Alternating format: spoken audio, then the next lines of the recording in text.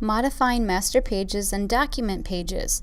So when master items, as we see here, on a master page is modified, the modification will be reflected on all document pages based on that master page. So if I double click, I'm on my master page, and if I change the color of this by going into swatches and I make sure my fill color is at the top, and let's just say I put a tint. Instead of 100% yellow, I go with a lesser amount, maybe around 50%.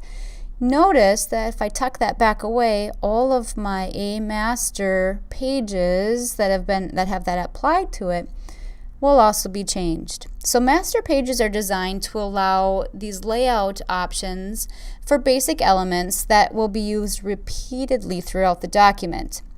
So master page elements, when I'm on a document page, let's double click and go to page 3. These master page elements are fixed objects, and so they can't be selected with normal methods, as you can see here. So there's a couple things. We can make, number one, a local change, or we can choose to detach. So let's start with local change.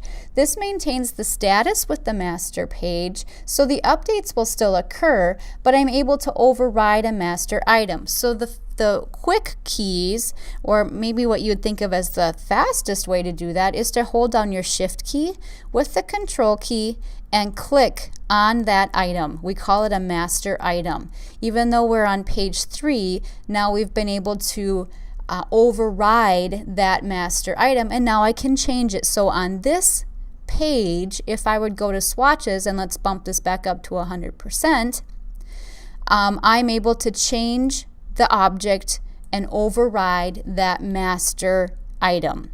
Okay?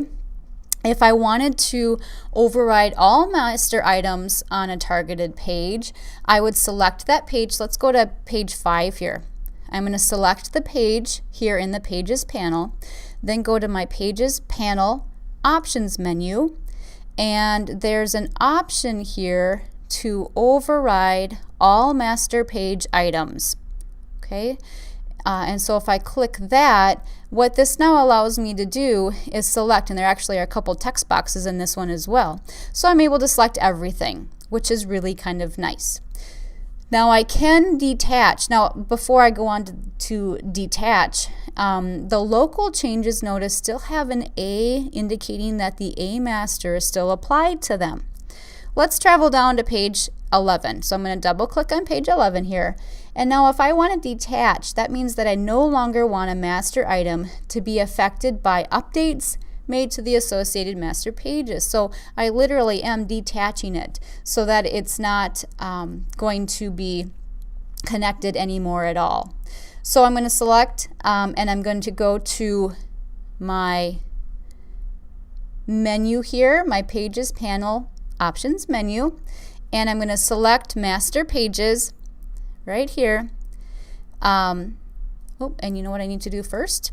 I need to do a control and shift and select. Let's just do that to all of these items here. So there are 4 items. There's a colored box or a colored frame, and then there are 2 text frames here. So when they're selected, they need to be selected.